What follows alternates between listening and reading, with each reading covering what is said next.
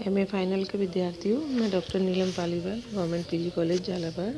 आज आप लोग कार्ल मार्क्स की अलगाव की अवधारणा को समझेंगे। वर्ग संघर्ष और वर्ग संघर्ष के कारण आपने जाने, अतिरिक्त मूल्य वर्ग संघर्ष का एक बहुत बड़ा कारण है, वो आपने जाना। अब उनकी जो रचना है अलगाव, समाजशास्त्र में अलगाव शब्द की अवधारणा, जो कि इंग्लिश का शब्द है, कई सारे उसके अर्थ हैं। अलगाव, विलगाव, पृथक्करण, परायापन, लेकिन एलिनेशन के जो सही अर्थ है वो मार्क्स ने इसका अलगाव शब्द का प्रयोग किया। क्यों किया? क्योंकि अलगाव एक ऐसी स्थिति है जिसमें व्यक्ति अपने आप को समाज से, व्यक्ति से, समूह से, परिवार से, सबसे अपने आप को अलग महसूस करता है।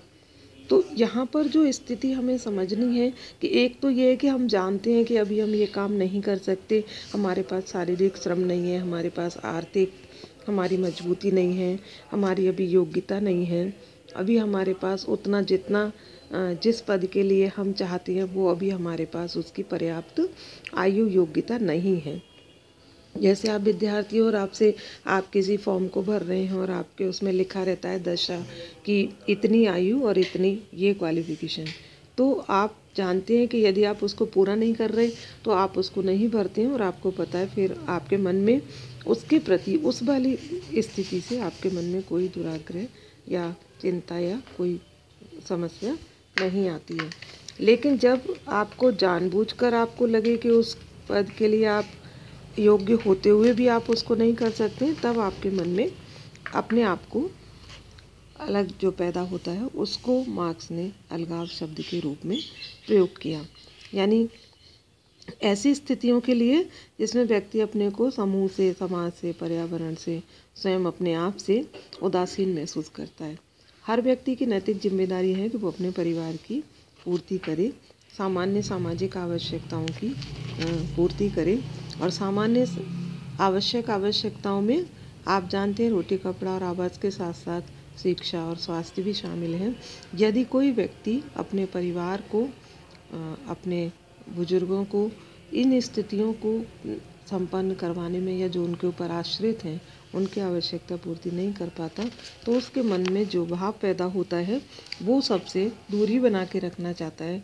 बच्चों की ज़रूरत है, वो शाम तक इंतज़ार करने पे वो उनकी फीस नहीं भर पा रहा, वो काम नहीं कर पा रहा, तो ऐसी स्थिति को उन्होंने अलगाव शब्द से बताएं। तो फिर वो उन सामाजिक संबंधों से, बंधनों से मुक्त होने की सोचने लगता है। वो अपने आप को असुरक्षित, बेसहारा, अकेला अनुभव करने लगता है, और फिर वो सोचता है कि मेरे जीवन का क्या उद्देश्य है जब मैं इस प्रकार का काम नहीं कर सकता। तो सामान्य अर्थ में अलगाव का तात्पर्य व्यक्ति का अपने को समूह और समाज से कटा हुआ महसूस करना है।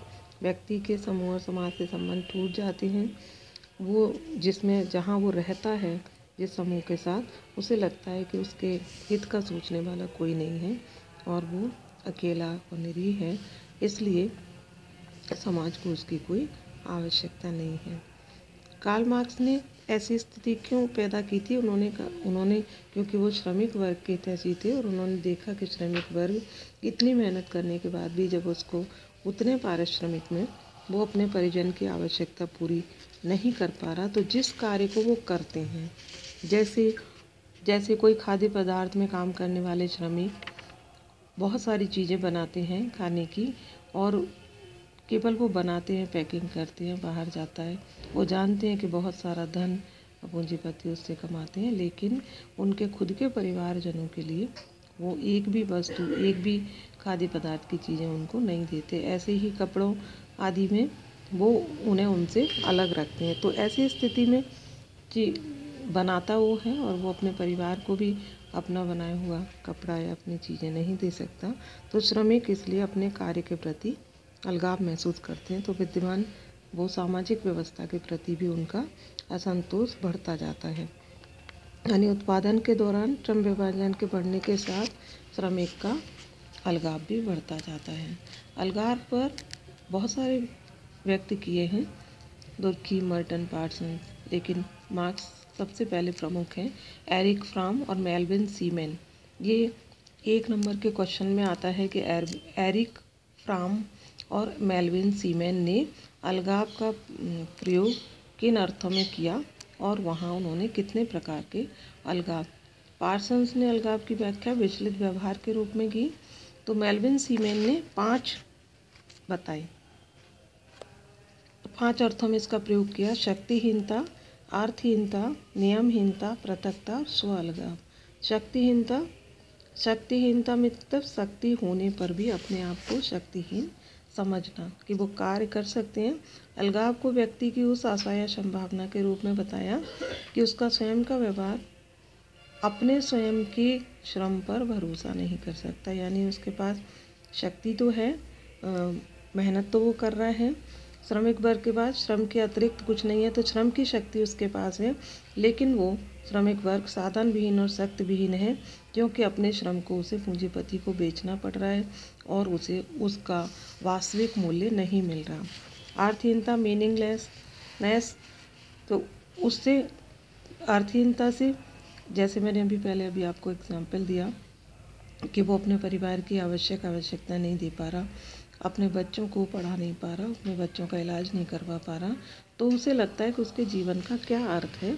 और ऐसे में उन्होंने बताया सामाजिक व्यवस्था के संदर्भ में उसका निर्णय और सूझबूझ का कोई मतलब नहीं है, मतलब वो कितना ही होशियार है, लेकिन उसका अर्थ क्या है जब वो अपने आश्रितों की आवश्यकता पूरी नहीं करवा पा रहा हूँ, तो धीरे धीरे वो स्वयं और समूह से अपने को कटा हुआ महसूस करता है। उसे लगता है कि उसके जीवन का कोई अर्थ नहीं है। इसी तरह नियमहीनता का कि जब समाज में स्थापित लक्ष्यों को समाज द्वारा अस्वीकृत साधनों के द्वारा प्राप्त नहीं किया जाता, तो यह स्थिति नियमहीनता है। इसमें साधन एवं साध्य का तालमेल टूट जाता है।